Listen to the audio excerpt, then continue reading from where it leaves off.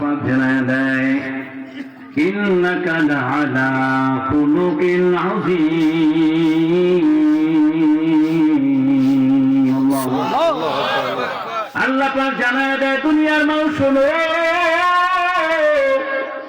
এত এত কোটি কোটি মানুষের মধ্যে আমি আল্লাহ কেবলমাত্র একজন মানুষ বানাইলাম, যেই মানুষটারে আমি আল্লাহ মহান চরিত্র দিয়া বানাইছি তিনি আর কেউ নয়, আখেরি জামানার পয়গম্বর মুহাম্মদুর রাসূলুল্লাহ।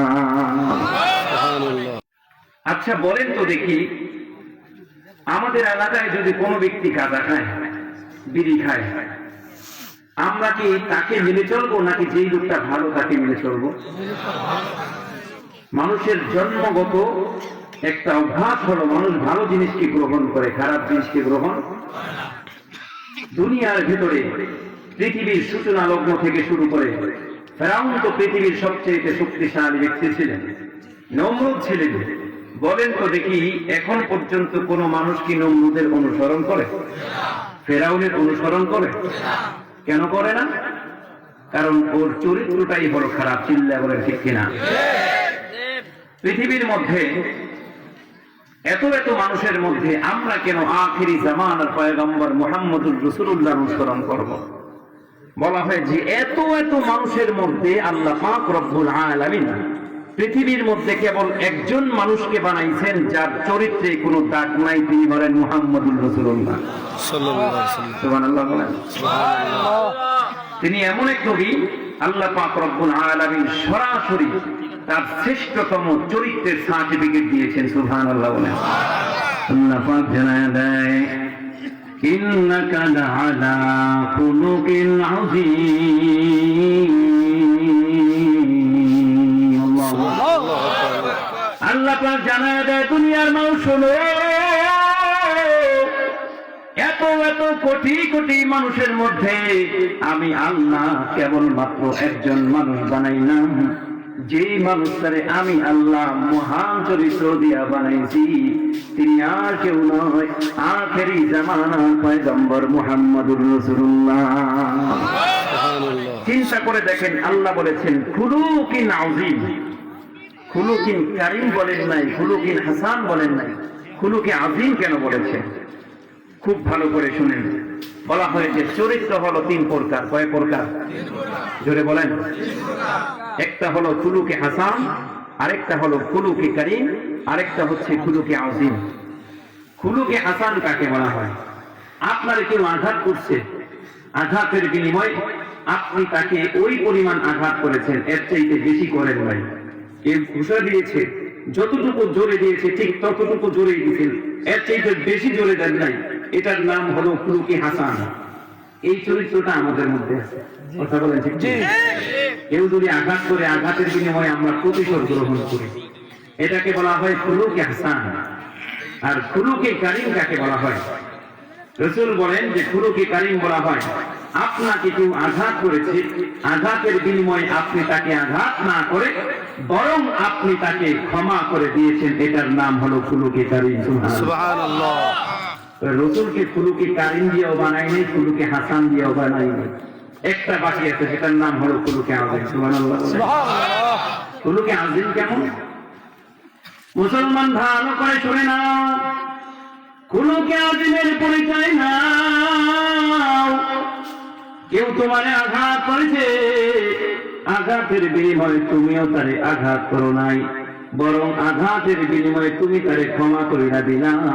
শুধু এই পর্যন্ত ক্ষান্ত নয়, যে হাত দ্বারা তোমারে আঘাত করেছে তুমি বরং তাকে প্রশ্ন করলা, ভাই তুমি আঘাত করেছো, হাতে ব্যথা পাইলা নাকি? সুবহানাল্লাহ। রাসূলকে খুলুকে হাসান দিয়া বানাই নাই, পয়গম্বরকে খুলুকে কারীম দিয়া বানাই নাই। আখিরি জামানার পয়গম্বর আল্লাহ পাক বলেন আমি আখিরি জামানার পয়গম্বর মুহাম্মদুর রাসূলুল্লাহকে ওই খুলুকে আযীম দিয়া বানাই না। সুবহানাল্লাহ। মুসলমান রাসূলের খুলুকে আযীম কেমন ভালো করে শুনে নাও। আখিরি জামানার পয়গম্বর কত সুন্দর খুলুকে আযীমের অধিকারী, শোনো ইয়াহুদি ব্যক্তি পয়গম্বরের বাড়িতে আইসা কয়, পয়গম্বর আমি আপনার ঘরে মেহমান হতে চাই।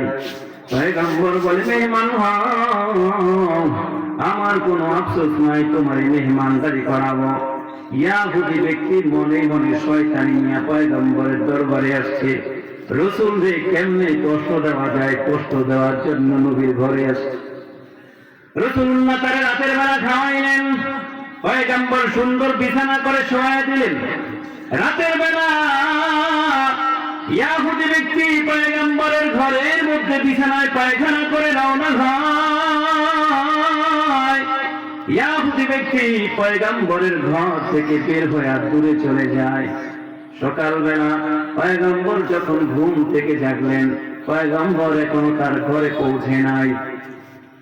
ইয়াহুদি ব্যক্তি মনে মনে চিন্তা করতেছে, আখেরি জামানার পয়গম্বর মুহাম্মদকে কষ্ট দিতে পেরেছি কেন? কারণ কাউরে যদি কেউ আঘাত করে, আঘাতের কারণে মানুষ সামান্য কষ্ট পায়, কিন্তু কারো ঘরে যদি কেউ পায়খানা কইরা দেয়, বলেন তো দেখি কষ্ট না কম না বেশি? পয়গম্বরের ঘরের ভিতরে পায়খানা করে দিয়ে চলে গেছে ইয়াহুদি ব্যক্তি, দূরে চলে যায়। সীমান্তবর্তী এলাকায় যাওয়ার পর আল্লাহর বান্দা চিন্তা করে, পয়গম্বরের ঘরে রাতের বেলা তো ঘুমাইলাম, কিন্তু দুঃখজনক বিষয় হলো আমার তরবারিটা আমি রাসূলের ঘরে রাইখা আসছি। রাসূলের ঘরে আইসা হাজির হয়ে যায়। এদিকে পয়গম্বর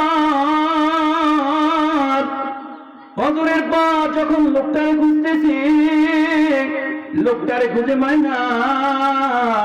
পয়গম্বর মনে মনে চিন্তা করে, আরে লোকটারে কি আমি কষ্ট দিলাম নাকি তার মেহমানদারি ঠিক মতো করাইতে পারি নাকি? এই চিন্তা ভাবনা করতেছে। ঘরের মধ্যে ঢুইকা দেখে তার বিছানায় পায়খানা কইরা দিছে। পয়গম্বর মনে মনে চিন্তা করে, তার ভালো করে খেয়াল না রাখতে পারার কারণে বিছানায় পায়খানা করে দিয়েছে। আমার মতো নাফরমান কেউ নাই, আমি মেহমানের তাজিম করতে পারি নাই। ওই ব্যক্তি এবার ভয়ে ভয়ে পয়গম্বরের দরবারে হাজির হয়। পয়গম্বরের ঘরে আমি পায়খানা করেছি,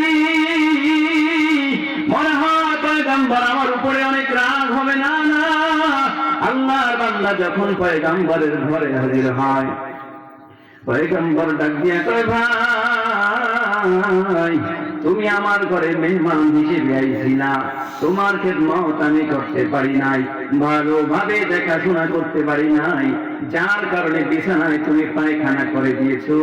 ও ভাই তুমি মেহরবানি করে আমারে মাফ করে দাও। কেমন ভুলেকে আদিন চিন্তা করেন, রাসূলকে কষ্ট দেওয়ার জন্য পায়খানা করছে, আর রাসূল তার কাছে ক্ষমা চায়। সুবহানাল্লাহ। কেমন শানওয়ালা পয়গম্বর! মুসলমান শোনো, কেন আখেরি জামানার পয়গম্বর মুহাম্মদুর রাসূলুল্লাহর অনুসরণ করব? ও দুনিয়ার মানুষ, ভালো করে শুনে নাও, আল্লাহ পাক রব্বুল আলামিন যখন পৃথিবীটারে সৃষ্টি করলেন, পৃথিবী সৃষ্টি করার পরে হযরত আদম পয়গম্বরকে সৃষ্টি করলেন। আদম পয়গম্বরকে সৃষ্টি করার পর আল্লাহ ডাক দিয়ে কয়, আদম সাবধান সাবধান, জান্নাতের মধ্যে থাকো, আমি আল্লাহ নিয়ামত তুমি ভক্ষণ করতে থাকো। আল্লাহ ডাক দিয়া কয়, আদম শুন, ওয়ালা তাকরাবা হাযিহিস শাজারাতা ওয়া তাকুনা মিনাজ যালিমিন। আল্লাহু আকবার। আল্লাহ ডাক দিয়া কয়, আদম জান্নাত থেকে সমস্ত নিয়ামত ভক্ষণ করো আদম, কিন্তু সাবধান, গন্ধম গাছ থেকে ফল খাও না। আল্লাহর পয়গম্বর আদম জান্নাতের মধ্যে ছিলেন, এদিকে শয়তান আদম পয়গম্বরকে ধোঁকা দেওয়ার জন্য রেডি হয়ে গেছে। কেন কেন? কারণ এই শয়তান আদম পয়গম্বরের কারণে জান্নাত থেকে বিতাড়িত হয়েছে। সুবহানাল্লাহ। শয়তান কেন আদম পয়গম্বরকে নিজের শত্রু মনে করে চিন্তা করলেন, আদমরে জান্নাত থেকে বের করতে হবে। আদমরে জান্নাত থেকে বের করতে পারলে সে সাকসেস। কারণ এই আদমের কারণে তার আল্লাহ পাক জান্নাত থেকে বের করে দিয়েছে। কারে? শয়তান। শয়তানকে কেন বের করলেন? আল্লাহ পাক আদমকে সৃষ্টি করার পর শয়তানদেরকে ডাক দিয়া কয়, ফেরেশতাদেরকে দেখায়, ও দুনিয়ার ফেরেশতারা শোনো, তোমরা আমি আদমের সিজদা করো, আমার হাবিব পয়গম্বর আদমের সিজদা করো। সকল ফেরেশতারা আদম পয়গম্বরকে সিজদা করলেন, ইল্লা ইবলিস আবা ওয়াস্তাকবারা ওয়া কানা মিনাল কাফিরিন। বলে যে সব ফেরেশতারা আদম পয়গম্বরকে সিজদা করছে, ইল্লা ইবলিস, কিন্তু ইবলিস সিজদা করে নাই। আবা ওয়াস্তাকবারা, সে অহংকার করলো। আল্লাহ বলেন ওয়া কানা মিনাল কাফিরিন, অহংকার করার কারণে আমি আল্লাহ ইবলিসে, যারে জান্নাতের মধ্যে বিভিন্ন আসমানের সুন্দর সুন্দর নামে যারে আমি ডাকতাম, সেই ইবলিসে আমি আল্লাহ জান্নাত থেকে শুধু বের করি নাই, তারে কাফেরদের অন্তর্ভুক্ত বানাই দিলাম। সেই ইবলিসে আল্লাহ জান্নাত থেকে কেবল বের করে নাই, আল্লাহ পাক চাইলে তারে তার রহমত থেকে বঞ্চিত করতে পারতেন, কিন্তু রহমত থেকে বঞ্চিত করে নাই, কেবল অহংকার করার কারণে আল্লাহ পাক তারে কাফেরদের অন্তর্ভুক্ত বানায় দিয়েছেন। আউযুবিল্লাহ। ইবলিসকে প্রশ্ন করা হয়, ও ইবলিস, তুমি কেন আদমকে সিজদা করলে না? ইবলিস ডাক দিয়া কয়, রব খলাকতানি মিন নারিন ওয়া খলাকতাহু মিন তিন। আয় আল্লাহ, আপনি আমারে বানাইলেন আগুন দিয়া, আর আদমরে বানাইছেন মাটি দিয়া। আগুন থাকে উপরে, মাটি থাকে নিচে, সুতরাং যেটা উপরে থাকে, উপরে থাকলেওয়ালা জিনিস, নিচে থাকলেওয়ালা জিনিস সে সিজদা করতে পারে না। নাউযুবিল্লাহ। বলেন, এই অহংকারী খাসলত আমাদের মধ্যে আছে না নাই? জোরে বলেন। অহংকার করেছিল নমরুদ। এই অহংকারকারীদের আল্লাহ পাক এমন ভাবে ডুবাইছে, একটা ল্যাংড়া মশা দিয়া তারে শায়েস্তা করছে। কথা বলেন ঠিক কিনা? অহংকার করেছিল ফেরাউন। আল্লাহ কয়, সাবধান ফেরাউন, তুই অহংকার করস, আল্লাহ পাক তার নদীর মধ্যে ডুবে মারছে কিনা? কথা বলেন। আমাদের শুধু এক ফেরাউন ছিল, আল্লাহ হেদায়েত করেন, করছে কিনা? কথা বলেন। কথা বলেন ঠিক কিনা? এই জন্য অহংকার এটা জাহান্নামীদের আলামত। আল্লাহ পাক রব্বুল আলামিন কিয়ামতের ময়দানে অহংকারকারীদেরকে এমন ভাবে ছোট পিঁপড়ার মতো বানায় আল্লাহর সামনে, সকল মানুষের সামনে উপস্থাপন করবে। কিসের মতো? পিঁপড়ার মতো। পিঁপড়ার মতো কেন বানাবে? পিঁপড়া দেখা যায় না। অহংকারী দুনিয়া থাকা অবস্থায় মনে করে আমরাই সেরা। কথা বলে ঠিক কিনা? দুনিয়ার মানুষদেরকে মানুষ মনে করে না, গরিবদেরকে গরিব মনে করে না। এই জন্য আল্লাহ পাক পিঁপড়ার মতো বানায়া ওই দিন সকল মানুষের সামনে এদেরকে উপস্থাপন করবে যে এরা দুনিয়ায় অহংকারকারী ছিল। নাউযুবিল্লাহ। বলেন। আল্লাহ পাক রব্বুল আলামিন আদেশ করে দিলেন, আদম সাবধান সাবধান, গন্ধম গাছ থেকে ফল খাও না। আদম পয়গম্বর শয়তানের ধোঁকায় পড়ে গন্ধম গাছ থেকে ফল খেয়ে ফেললেন। আল্লাহ পাক রব্বুল আলামিন আদম পয়গম্বরকে দুনিয়ার জমিন থেকে, জান্নাত থেকে দুনিয়ার জমিনে পাঠায়া দেয়। আল্লাহ রাখিয়া কয়, আদম কেন তুমি গন্ধম ফল খাই না? তুমি জান্নাতে থাকার অধিকার রাখো না। দুনিয়াতে আসার পর আল্লাহ পাকের কাছে কান্না শুরু করে দেয়। সকালে চোখের পানি ঝরায়, বিকালে চোখের পানি ঝরায়, আল্লাহর কাছে ক্ষমা চায়, আল্লাহ ক্ষমা করে না। হঠাৎ করে একদিন আদম পয়গম্বর আল্লাহ ডাক দিয়া কয়, আপনি আমারে আখেরি জামানার পয়গম্বর মুহাম্মদুর রাসূলুল্লাহর উসিলায় মাফ করে দেন। আল্লাহ ডাক দিয়া কয়, আদম দুনিয়ার এখন পর্যন্ত কোন মানুষ পাঠাই নাই, কেবলমাত্র একজন মানুষ আদম তুমি দুনিয়ায় গেলা, আর কোন মানুষ আমি দুনিয়ায় পাঠাই নাই। তুমি কেমন করে আমার হাবিব মুহাম্মদুর রাসূলুল্লাহর নাম জানায়া দাও। আদম পয়গম্বর ডাক দিয়া কয়, আপনি যখন আমারে সৃষ্টি করলেন, আমারে মাটি দিয়া বানাইয়া আমার ভেতরে আপনি যখন রূহ ঢুকায়া দিলেন, রূহটা সঞ্চার হওয়ার পর আমার চক্ষুটারে আমি যখন মিললাম, চক্ষুটা মেলার পর তাকাইয়া দেখি আপনার আরশে আজিমের মধ্যে আখেরি জামানার পয়গম্বর মুহাম্মদুর রাসূলুল্লাহর নাম লেখা। কেমন শানওয়ালা পয়গম্বর মুসলমান শুনো, কেন আখেরি জামানার পয়গম্বর অনুসরণ করব? ভালো করে শুনে নাও। কেমন দামি নবী আমরা পাই না। আল্লাহর জমিনের মধ্যে আল্লাহ যত পয়গম্বর পাঠাইলেন সব পয়গম্বরদের কাছে একজন ফেরেশতা পাঠাইলেন, তার নাম হলো জিবরাইল। কথা বলে ঠিক কিনা? পয়গম্বর হাদিসের মধ্যে পাওয়া যায় জিবরাইল নবীর দরবারে আইসা কয়, পয়গম্বর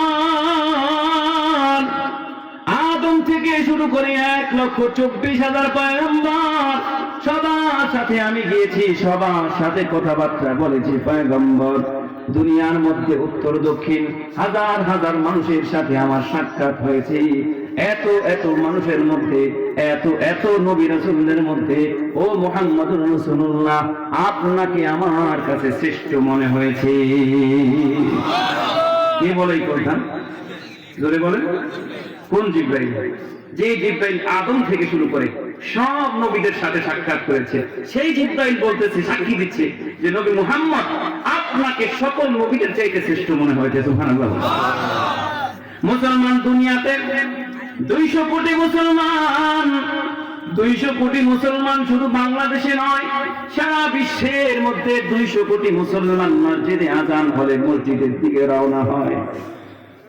কেবলমাত্র বাংলাদেশে 5 লক্ষ মসজিদ, 3 লক্ষ হলো জুমার মসজিদ, 2 লক্ষের মতো হলো পাঞ্জিগানা মসজিদ। শুধু বাংলাদেশে 5 লক্ষ মসজিদ, সারা দুনিয়ার মধ্যে কত মসজিদ চিন্তা করে দেখেন। এত এত মসজিদের মধ্যে আযান হয় কিনা?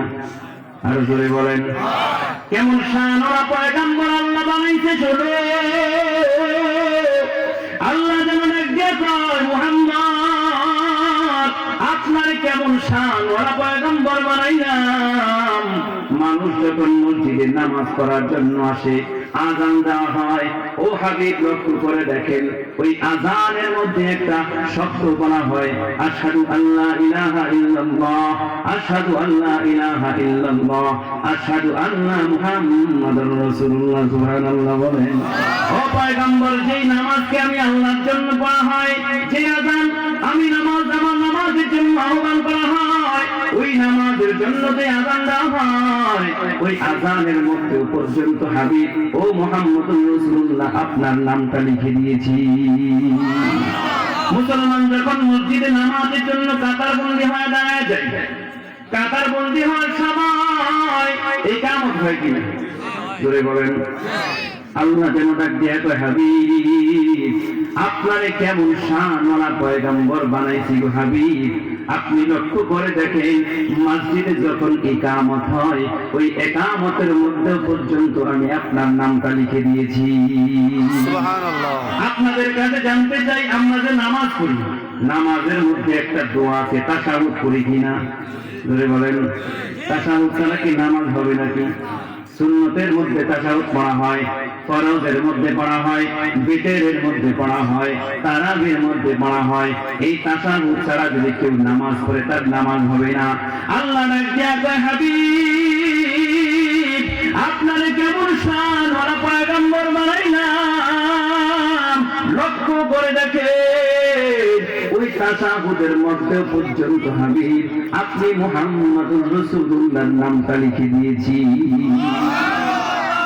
দুনিয়ার মধ্যে আল্লাহ পাক কোটি কোটি মানুষ পাঠাইলেন, কোটি লক্ষ লক্ষ নবী পাঠাইলেন, একজনের পর একজন পাঠাইছে, একজনের পর আরেকজন পাঠাইলেন। এক একজন নবীকে এক একজন জায়গার জন্য আল্লাহ পাঠাইছে। আদম পয়গম্বরকে একটা এরিয়ার জন্য পাঠাইছে, মুসা পয়গম্বরকে একটা এরিয়ার জন্য পাঠাইলেন। এমন ভাবে সব নবীদেরকে নির্দিষ্ট এক একটা এরিয়ার জন্য পাঠাইলেন। কিন্তু আখিরি জামানার পয়গম্বর মুহাম্মদুর রাসূলুল্লাহ সাল্লাল্লাহু আলাইহি ওয়াসাল্লামকে আল্লাহ নির্দিষ্ট কোন এরিয়ার জন্য বানায় নাই। আল্লাহ রাখিয়া কয়, ওয়া মা আরসালনাকা ইল্লা রাহমাতাল লিল আলামিন। আল্লাহ রাখিয়া কয়, হাবিব মুহাম্মদ আপনারে আমি কোন নির্ধারিত এরিয়ার জন্য পাঠাই নাই। আপনি মুহাম্মদুর রাসূলুল্লাহ রে আমি আল্লাহ সারা দুনিয়ার জন্য শুধু নবী হিসেবে পাঠাই নাই, আমি আল্লাহ সারা দুনিয়ার জন্য রহমত স্বরূপ পাঠাইলাম। পয়গম্বর যখন তায়েফের ময়দানে চলে যায়, কাফির গুলোরে দাওয়াত দেয়, কাফির গুলো পয়গম্বরকে পাগল পাগল বলে তাড়া দেয়, বলে তো পাগল পাগল, কিসের নতুন দিনের কথা বলে, কিসের আল্লাহর কথা বলে, কিসের জান্নাতের কথা বলে, কিসের সুযোগের কথা বলে, এগুলো সব ভুয়া, এ তো পাগল। ছোট ছোট বাচ্চাদেরকে লাগায় দেয়। আখিরি জামানার পয়গম্বরকে পাগল বলে পাথর মারতে থাকো। মক্কার ছোট ছোট বাচ্চাগুলা বুঝতে পারে না আখিরি জামানার পয়গম্বর মুহাম্মদুর রাসূলুল্লাহর গায়ে পাথরের আঘাত, যেই নবীর গায়ে মশা মাছি পড়া হারাম ছিল, সেই পয়গম্বরের গায়ে পাথরের আঘাত শুরু হয়ে যায়। যেই নবীর রক্ত জমিনে পড়া নিষেধ, সেই নবীর গায়ে রক্ত ঝরঝর করে জমিনে পড়া শুরু হয়ে যায়। সাহাবী হযরত যায়েদ পয়গম্বরকে নিজের জামাটা দ্বারা নিজে ঢাল হয়ে সামনে দাঁড়ায় যায়। নবীরে পাগল বলে গালি দেয়, পাগল বলে পাথর মারা শুরু করে দেয়। জিবরাইল আইসা নবীর কাছে হাজির হয়ে যায়, ও পয়গম্বর, তাইফের কাফের গুলো আপনারে পাগল বলতেছে, শুধু তাই নয় আপনারে পাথর দ্বারা আঘাত করতেছে। ও পয়গম্বর, আপনি একটা বার অনুমতি দেন, তাইফের সকল কাফের গুলারে আমি জমিনের মধ্যে উল্টায় ধ্বংস করে দেই।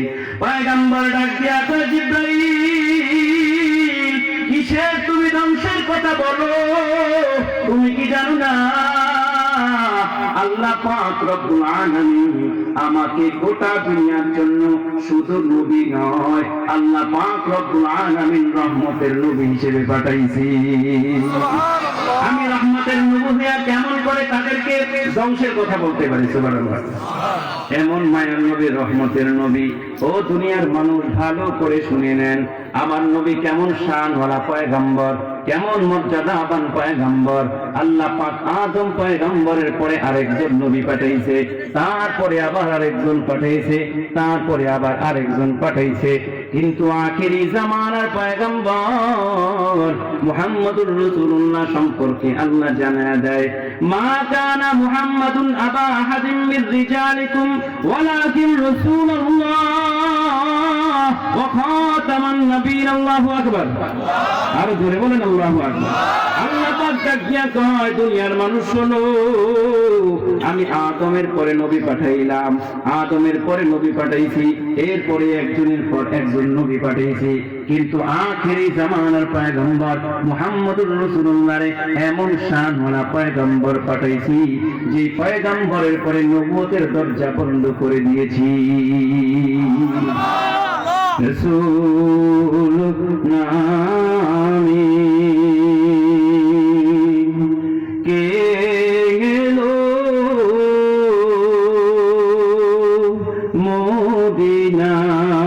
মদিনায়, রাসূল নামে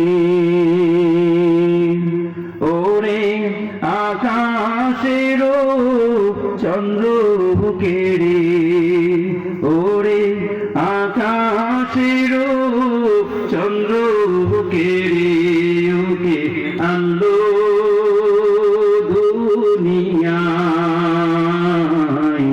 রাসূল নামে গলেতে তাসবির মালা, কে চলে ওই কামলিওয়ালা,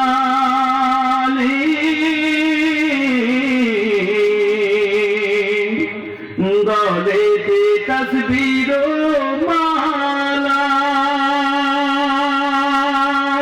কে চলে ওই কামলিওয়ালা,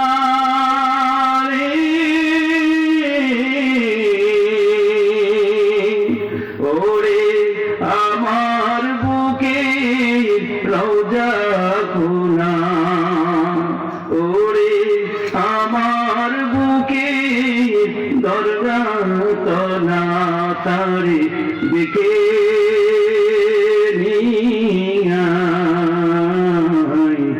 রসূল নামে কে এলো মদিনায় রসূল নামে দেখি নাই শুনি নাই কথা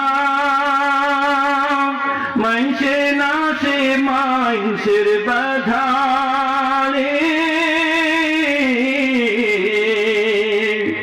দেখি নাই শুনি নাই কথা মাইনসে না সে মাইনসের ব্যথা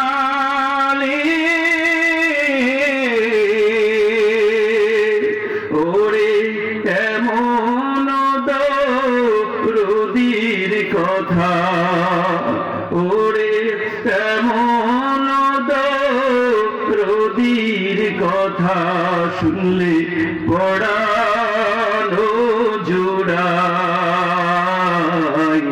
রসূল নামে কে গেলো